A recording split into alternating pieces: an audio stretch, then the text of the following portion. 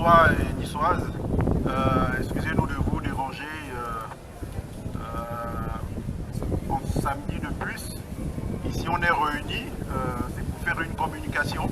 Malgré ce temps chaud de 37 degrés, la canicule, ce sera un marathon.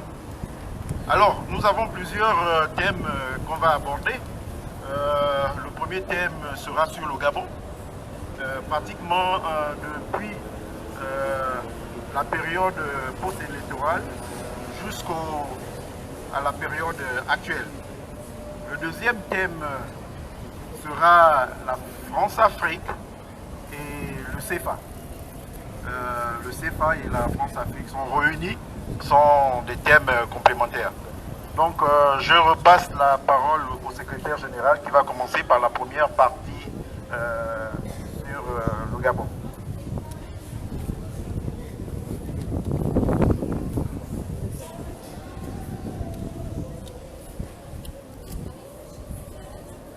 Merci.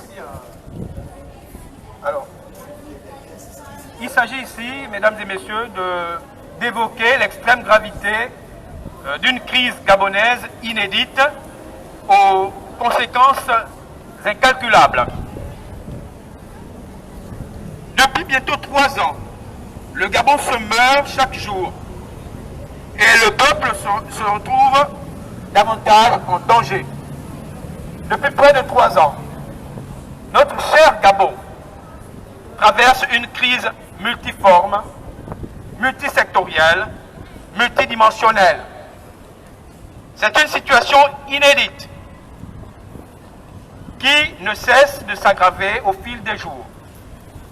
Au Gabon, chaque jour se présente avec son lot, son cortège d'aberrations, d'injustices, de graves entorses aux libertés individuelles et collectives. Au Gabon, chaque jour s'accompagne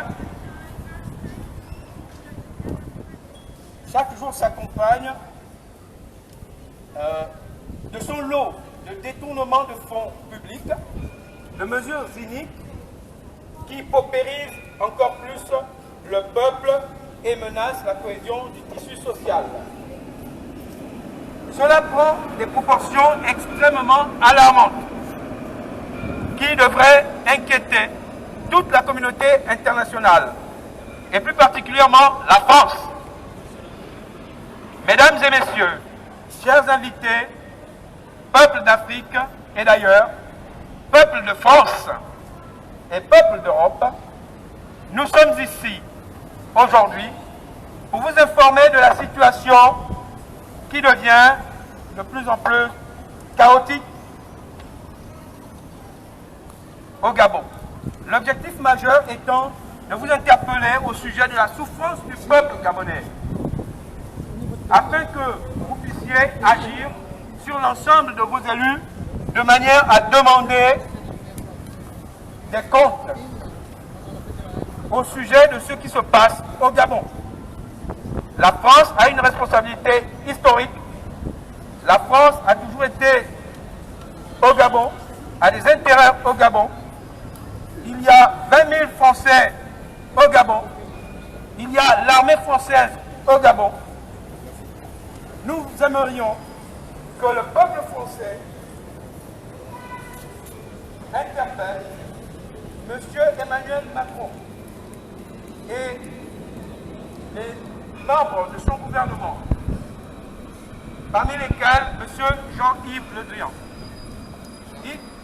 Ils doivent en effet vous dire la vérité sur la politique étrangère de la France au Gabon.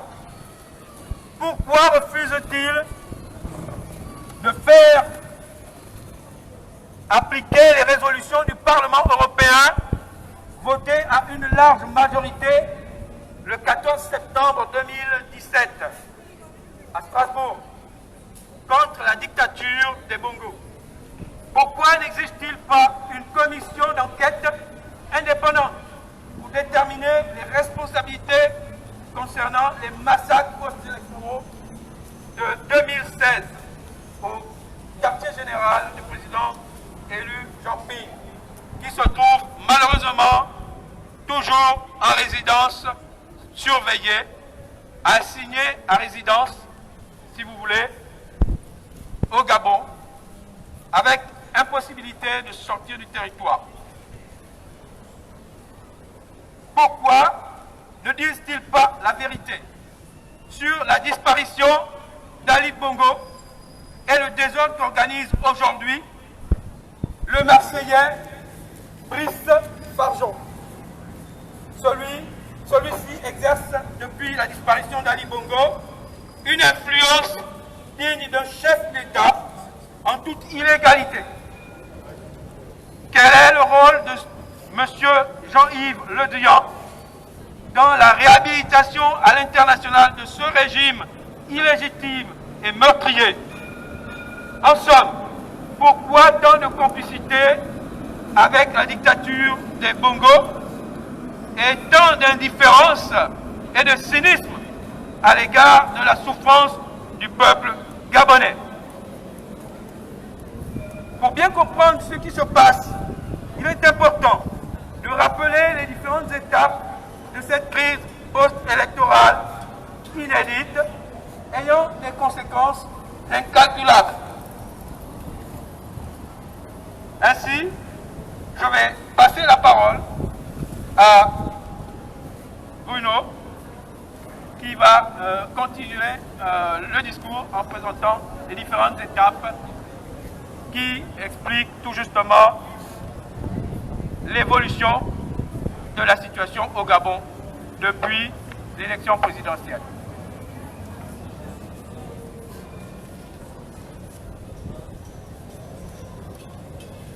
Merci Emma. Alors, nous allons continuer sur cette crise post-électorale et vous allez bien comprendre depuis 2016 ce qui s'est passé. Le 27 août 2016, il y avait des présidentielles au Gabon.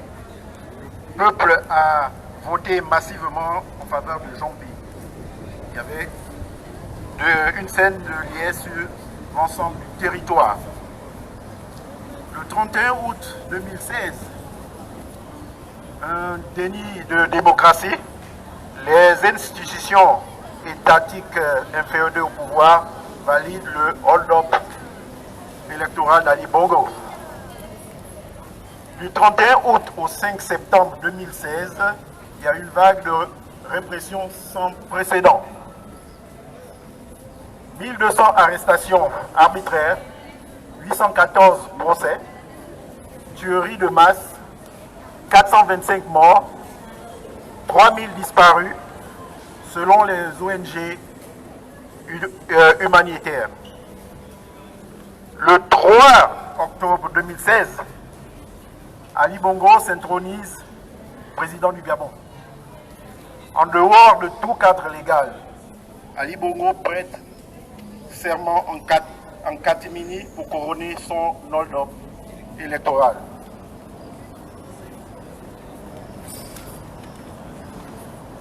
Du 9 au 25 juillet 2017, il y a eu une tournée européenne de Jean Ping sous fond diplomatique. Accueil triomphal du président élu par toute la diaspora. Toute la diaspora gabonaise, évidemment. Le 14 septembre 2017, il y a eu une résolution de l'Union européenne contre Ali Bongo suite aux violences de droits de l'homme et de la démocratie. Au cours de cette dernière, la mission d'observation européenne rendait un rapport accablant sur la fraude massive d'Ali Bongo. Le 11 janvier 2018, il y a eu une révision constitutionnelle. Ali Bongo instaure un régime hyper présidentiel pour renforcer sa dictature, avec la complicité d'opposants véreux. Le 30 avril 2018, il y a la dissolution de l'Assemblée nationale.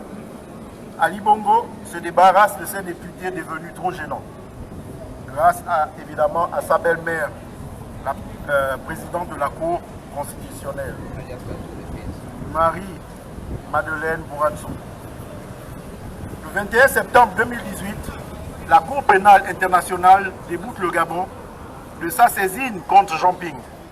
La CPI n'ouvre pas d'enquête préliminaire suite à la plainte déposée par le régime Bongo, mais elle laisse la porte entrouverte pour un nouvel examen du dossier. Aux alentours du 4 octobre 2018, Monsieur Brice Farjon fabrique des faux cachets de la présidence de la République, imitant la signature d'Ali Bongo.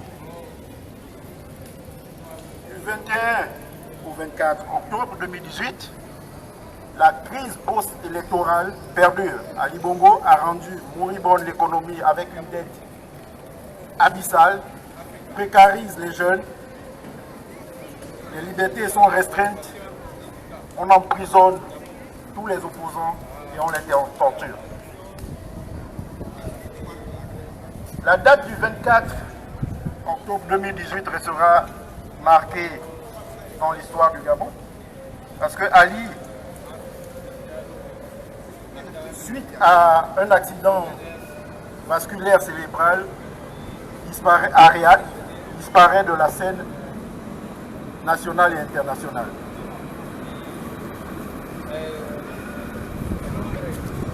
Le 31 décembre 2018, il y a la première apparition officielle du sosie d'Ali Bongo, juste pour le discours de fin d'année.